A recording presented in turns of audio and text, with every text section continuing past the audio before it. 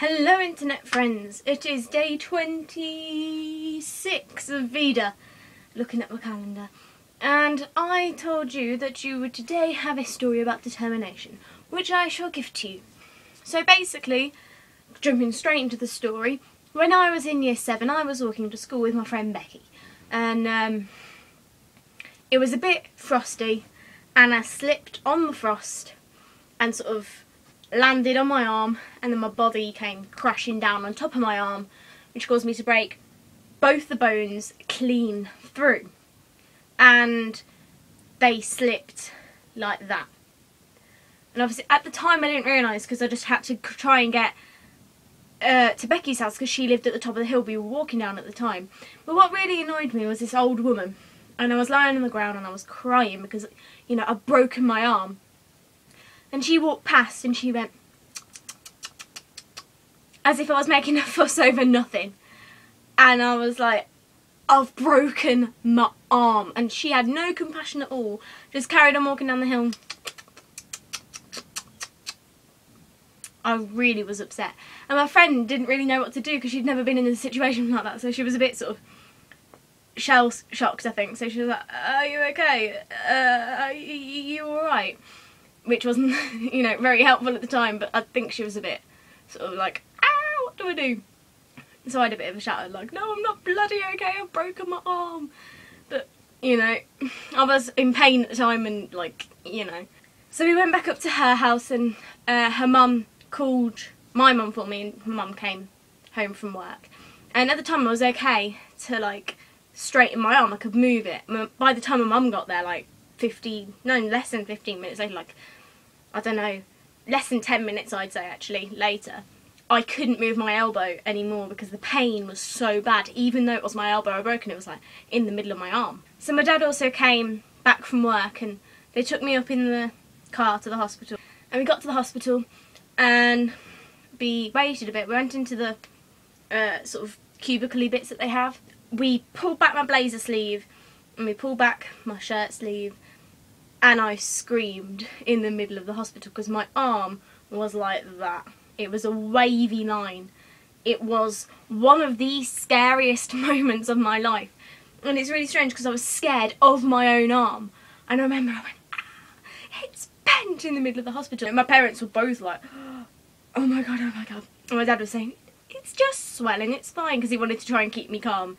I think the doctor must have heard me scream because he did this. Yeah, he basically came in, saw my arm and went straight out and got painkillers for me because he knew that what had happened. He knew that my arm was broken and that the bones had slipped. But I still had to go and have an x-ray done just to see exactly what had happened. But I actually can't remember much after that. And I've got two theories. And the first one is this thing that my dad told me, and I'm not entirely sure if it is true or not, but apparently when women are in labour, they obviously are in a lot of pain, but they can't really remember the pain afterwards.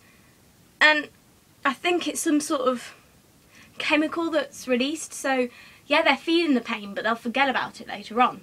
You know, they can't really remember labour, they just remember having, being in pain and having the baby, you know. And I think that the pain, for me, that was the most pain I've ever felt in my life, that I can remember, because, you know, I cut just under my lip open when I was little, and it's got a scar there now. Might show you that in another vlog. But, you know, it was the most pain I can remember feeling. So, you know, I think I sort of just had this chemical release, so that's why I can't remember much, or I just sort of blocked it out of pure fear. And that's why I can't remember anything, because I was so afraid that I just could not remember. So the only parts I remember after the doctor came in and gave me the painkillers was walking along the corridor with pictures hanging on the wall. And I know that it was to go to the x-ray theatre, but I can't, like, remember specifically that it was. I just know that it was. And the second thing was this nurse sort of, not exactly having a go at me, but being like, oh, come on. Because they had to cut my shirt sleeve off because I was too afraid to, like, pull it back, and I was afraid that she would hurt it by like cutting it. I didn't want her to touch my arm at all or anything around my arm because I didn't want it to be hurt. So she was like, oh, come on, you've got to have it off, you know. So she wasn't exactly telling me off, but she was like, just man up, basically. But I was 11 years old and I was completely petrified of my own arm and in the most pain I'd ever felt. It's not a good situation to be in. And then someone's like, oh, I'll just come at you with this big pair of scissors and cut your sleeve off on the arm that you broke. You're like, no! And the last thing I remember is this doctor slash nurse person come in and saying, look, you've got to have an operation on your arm, which is basically where they had to manipulate and push it and pull all the bones back into place to make my arm straight, because as you can see, it isn't a wobbly line, it is a straight arm. You know, so she was like, look, you've got to have it either manipulated back into place or put, I remember her telling me, like a knitting needle, a metal knitting needle, which you can get anyway, just like a metal rod put in your arm to keep it in place if your bones aren't sort of, not exactly soft enough, but at a certain age they can just be pushed back into place and they'll stay there. Past a certain age you can try pushing them back into place, but they won't stay there without something to hold them there, like a metal rod. But they were going to try with me, because like I said, I was only 11, to just push the bones back into place. And they said, would you like to stay overnight, or would you like to go home? And I was like, I'm going home right now, going home. You know, so I went home, and the next day I came back really early in the morning, and I hadn't had any breakfast, because you're not allowed any breakfast past midnight, because obviously I would have anaesthetic and be put to sleep. And I came back with two teddy bears in my dressing gown. I'm like, oh my god. Yeah, I'd had a temporary cast on to protect it and everything. I went back and, you know, they talked me through it, because I had a massive phobia of needles at the time. So they talked me through it, about what was going to happen with the injection. They were going to try and give me an injection, but if they couldn't find the vein straight away, they were going to put me to sleep using gas. I will get into the part about determination, I promise, but you need to know the backstory of it first. So I went down to theatre and I had the bones like pushed back in place, and I woke up. I actually woke up crying because that's the way that the anaesthetic affected me. So, you know, and I was just crying. They're like, it's alright, love, don't worry. It affects you like that sometimes. They took me back down to the ward and met my mum there, and I had some toasty soldiers as my breakfast. My dad came because he had to go into work first and then come out, I think. And my dad came and we all went home together, and it turned out on that day that the whole school had been sent home because of the snow anyway, so my brother was at home as well and all my friends were off. But obviously I couldn't go out in the snow, which was like the deepest snow we've ever had in my lifetime. Still, to this day, we've never had snow as deep as that where I live. And I couldn't go out in it. And like by the time I had my cast off, it was gone. So I couldn't actually go out in it, which was a shame. I actually had 4 separate casts for that one. I've had 5 altogether because I chipped a bone in my elbow when I was in year 5. And then I broke both the bones in year 7. So, you know. But yeah, obviously I'm a dancer. I've been dancing since I was 2.5 years old. So when I broke my arm, I couldn't do dance.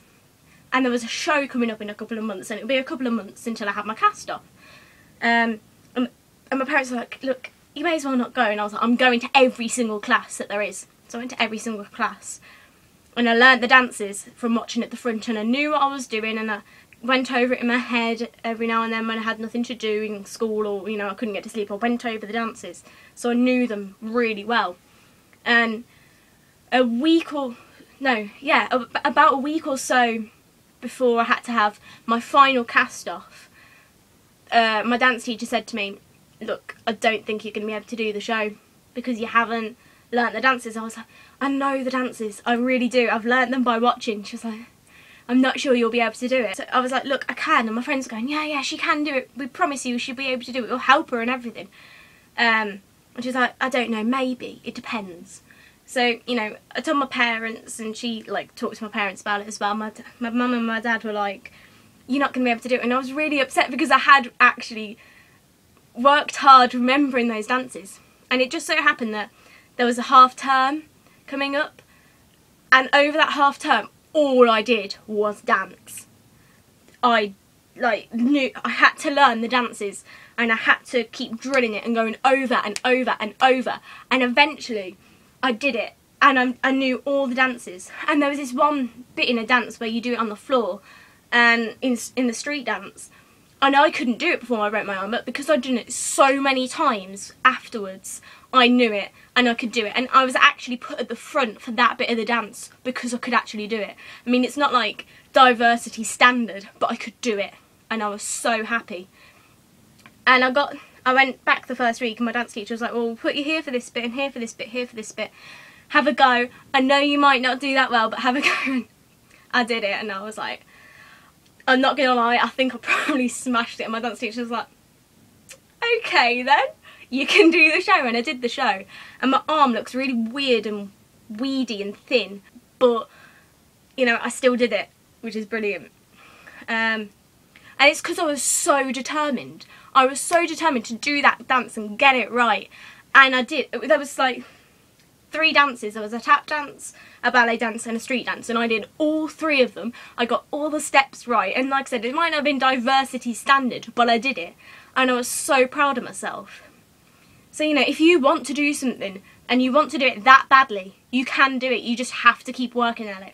And like I said, I just drilled it and drilled it and drilled it and went over it and over it and over it again and again, and I got it. And I didn't even practice it with the music until I got to the dance school, you know, till I went to that first dance class. But I still did it, you know, I knew everything. And I think I was most shocked myself. Like, no one had really expected me to do it, but I shocked myself in doing it. If you want to do something, do it. Don't let anyone tell you otherwise. Just do it. Yeah, so that is it for today. Tomorrow I shall be showing you my Harry Potter wand collection. Hope you like Harry Potter, because otherwise you won't like that vlog. Internet friends, I salute you. Over and out.